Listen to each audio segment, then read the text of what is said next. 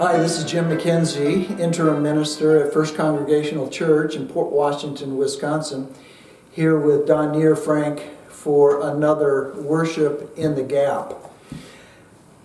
We hope you all are doing well in this time of coronavirus, and those of you who are members of the church, we hope that you're getting the communications from the office.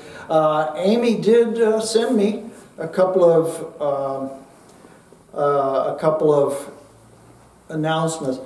One of my best friends was just calling me here.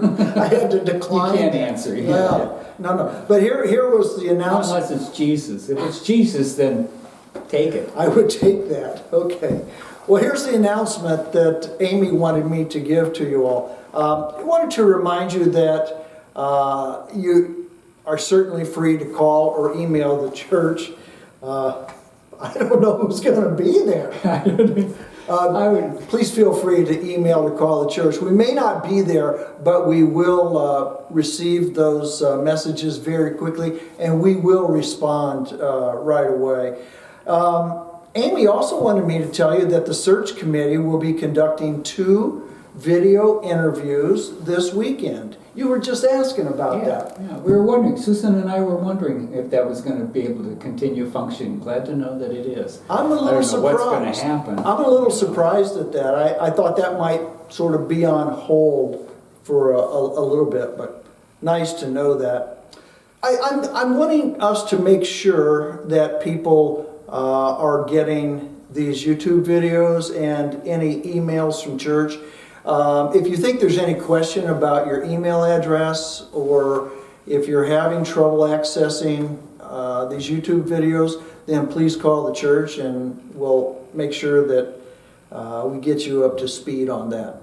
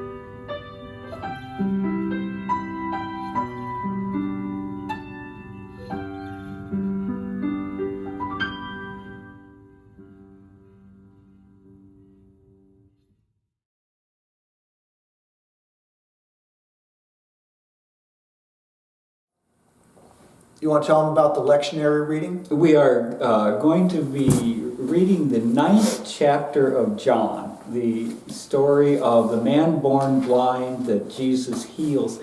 It takes up an entire chapter. It does. And we will be alternating reading the different parts back and forth, and so you won't have to listen to just one voice read through the whole the whole 9th Yeah, chapter. 41 verses. It's 41 That'll be verses. quite a while. For those of you who have lifted a Bible from the church, it's on page 102. And we certainly welcome you to do that. Yes, we do. Which reminds me, if I can just interrupt, we were talking one time about daily devotions and how we get through this. Yeah.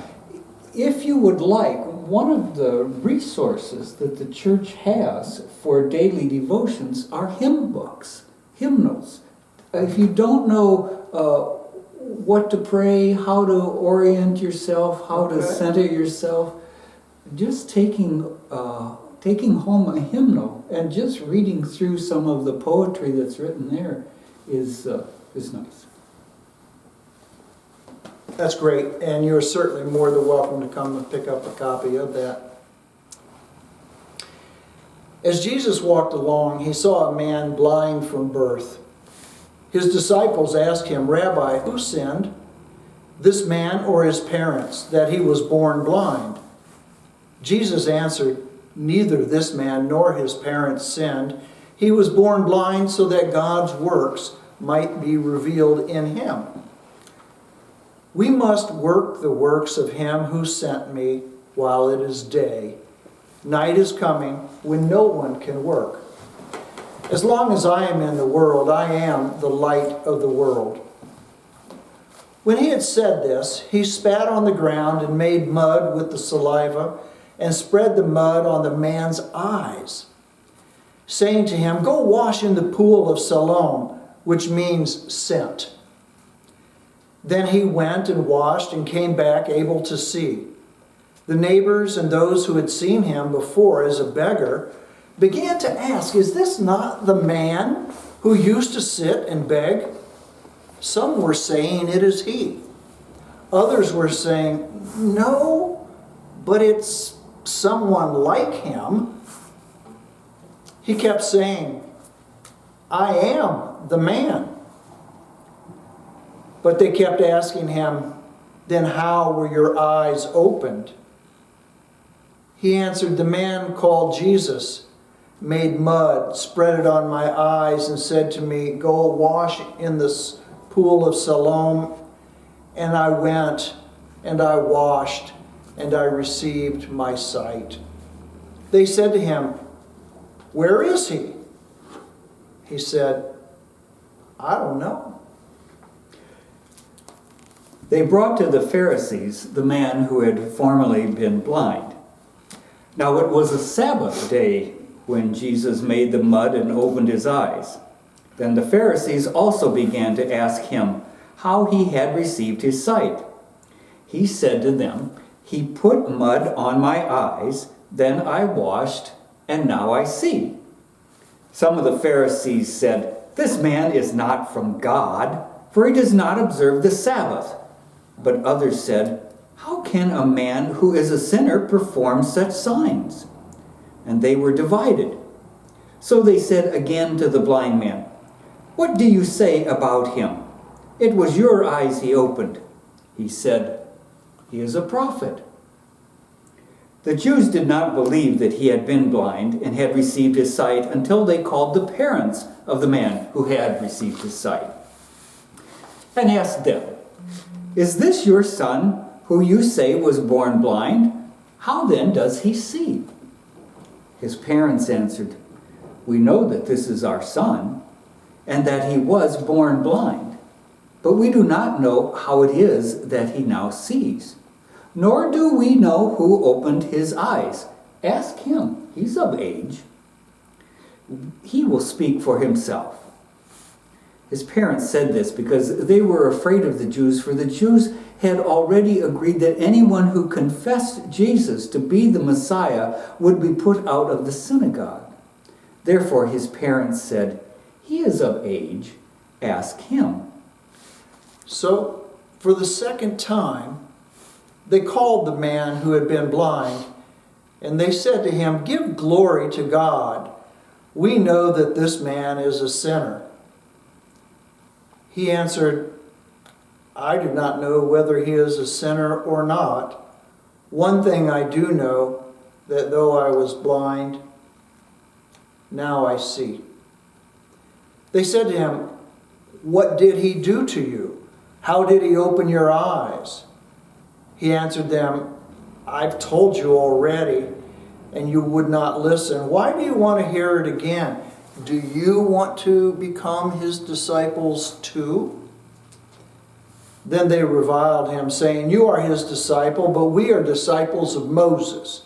We know that God has spoken to Moses, but as for this man, we do not know where he comes from." The man answered, "Here's an astonishing thing. You do not know where he comes from, and yet he opened my eyes. We know that God does not listen to sinners, but he does listen to one who worships him and obeys his will. Never since the world began has it been heard that anyone opened the eyes of a person born blind. If this man were not from God, he could do nothing." They answered him, "You were born entirely in sins, and you're trying to teach us." And they drove him out. Jesus heard that they had driven him out, and when he found him, he said, "Do you believe in the Son of Man?" He answered, "And who is he, sir? Tell me so that I may believe in him." Jesus said to him, "You have seen him, and the one speaking with you is he." He said, "Lord, I believe," and he worshipped him. Jesus said, "I came into this world for judgment so that those who do not see may see, and those who do see may become blind." Some of the Pharisees near him heard this and said to him, "Surely we are not blind, are we?" Jesus said to them, "If you were blind, you would not have sin. But now that you say, 'We see,' your sin remains." I know that's a long passage, Don, but I got to tell you, there are so many places to jump in on this. Right. What's your main takeaway on this? Well, I want, before we start to extract any lesson, I want to say one thing. John uses the term Jews very openly. Yeah, he does. He does. Very collectively. Okay. And what is really understood behind John's use of that term is that John is writing of the Jewish leadership of the Always. because Always. all the characters that John is writing to are Jewish. Your cautionary note is very contemporary. Right. And what I mean by that is you want to caution us from reading Jews and seeing all Jews in a negative light, where it's really the leaders of the synagogue that were the adversaries of Jesus. Right. Interesting comment that you would make that today. One of the things in the midst of this corona crisis that I have my eyes on has to do with any shift that takes place in how we see Chinese people. Yes. For example, it wasn't the Chinese people that carried out this misinformation campaign that allowed this virus to become a worldwide pandemic. Right. It was the leadership in their government. Right. Same thing. I've never met a Chinese person in my life, and I have met a lot. They used to live in my parents' home as well. A lot of students did with my parents. I've never met someone from China that just didn't take my heart. Right. It's good to sort of make that juxtaposition, I think. And it fits in with the theme of being blind and see. The message in this is that we see what we want to see.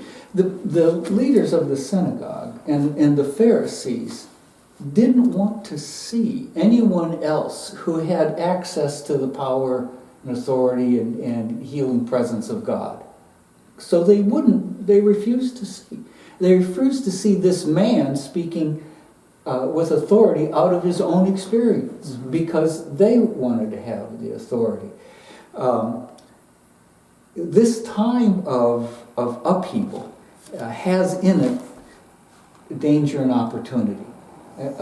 Yes. You know, it's interesting. The word crisis in Chinese is a combination of two characters, danger and opportunity. And the danger is that in our anxiety and in our fear, we choose to see those who are different as threats. We choose to see something that we can be afraid of, someone we can be afraid of, and to reduce our anxiety, someone we can blame for all of this. And what does that do for us? I mean, does it give us some sense of power over what feels like a very powerless situation? We can blame somebody else? I think it does. I think it allows us, well, not to go too deep into the weeds, but it allows us to continue to think in the ways that we've always thought, and therefore to feel a little less anxious. That's the danger. The opportunity is that in all of this mix, we can see one another, we can see the world, we can see others differently than we have chosen to in our past. Does that make sense? Yeah. If we look through the eyes of faith, right? If we're looking through just natural eyes, we're going to see things according to how we were taught, how we've grown up, whatever power we want to extract. Well, in this passage, Jesus talks about himself as the light of the world. He does. And years ago, I used to have a friend who used to talk about seeing people in the light of Christ. Kind of like they were standing in with a different light shining on them in a different... And what he meant was to see them as Jesus saw the people in his life. To see them as precious, as no matter, even though they were difficult and even though they were disenfranchised and marginal, that they were valued and precious. That's not always easy to do. To put it mildly. Yeah. To put it mildly. The interesting thing, there is such juxtaposition in here between sight and Sabbath, between what gives life and what is the law. Right. And those who were in leadership in the synagogue were interested in, as you said, holding on to their power. They were not interested in the well-being of this blind beggar. No. Remember what Jesus said? The Sabbath was made for humans, not humans for the Sabbath. Right. Here's a good example of that, Don, where their concerns were not for this man who had to spend his life in darkness and in begging in order to buy bread. Right. They wanted to hold on to their rules, regulations, restrictions, religion, and the heck with him. They really didn't care about him. Where Jesus turned that on its head, right. And then they still wanted to talk about rules, regulations, restrictions, religion, and said that he healed on the Sabbath. Right. So it didn't count. It counted against him. Right. It wasn't life-giving, and it was something that only heightened that tension between Jesus and the leaders of the synagogue. You know, one of the things that occurred to me at the end of this was this man was born blind. Born blind. Begged all his life. Yeah. Now he has his vision. He's of age, so presumably he's an adult of some age. He has no skills. He has no experience.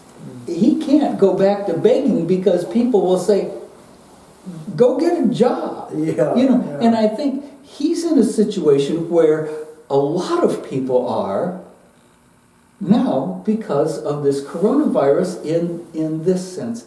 He has no means of support. In effect, he's out of a job. He's out of his job. There he is. And he is now, as he has been before, dependent upon the community. Mm-hmm. That someone will take him on as an apprentice, that someone will give him a job doing something. He will find some way of, some new way of being in the community. It's been really heartening to read stories of the ways that people are choosing to be good at this time, to be good to one another, just a little story. I belong to I'm not even sure what it's called, but it's basically a neighborhood mailing list. Yeah. And almost immediately, someone posted in that neighborhood mailing list, if you need errands run, if you need me to go to the pharmacy, you need me to go to the grocery store, right away, offering that kind of stuff. And I think that's happening over and over and over. And people are like looking around and saying, not only looking around for people who are in need, but are looking at themselves and saying, what can I do? Is that true sight? Yeah. It's true sight when we look at each other and we see human beings. Right. Yeah. The same ones that were created in God's image, the same ones that God loves. And when we reach out to those, we're looking through the eyes of faith. Right. When we can see the need in others and the ability in ourselves. Yeah, exactly. Back to your crisis and opportunity. Right. During this time of coronavirus, and how our faith will be manifest. Mm-hmm. Right. In opportunity. May it be so. May it be so. May it be so. Great reflections on the passage, Don. Yes. Great reflections. You, Jim. You too. How about if we had a word of prayer? That'd be a good idea. Okay.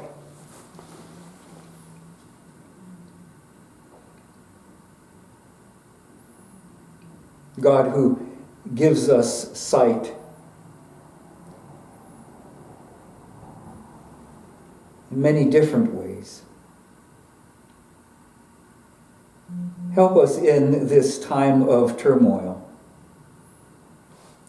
to see clearly, to see all of your children as our sisters and brothers, to see clearly their need and our ability to respond to that need.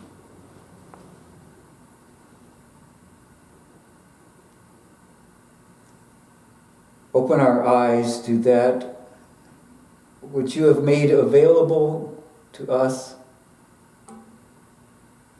to share, to do, to secure one another.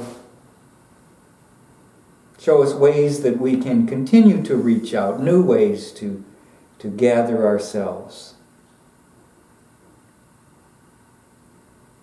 We ask this in the name of the one who leads us, even Christ. Amen. Amen. Thank you, Don. Well, so we leave you with our blessing today from this worship in the gap.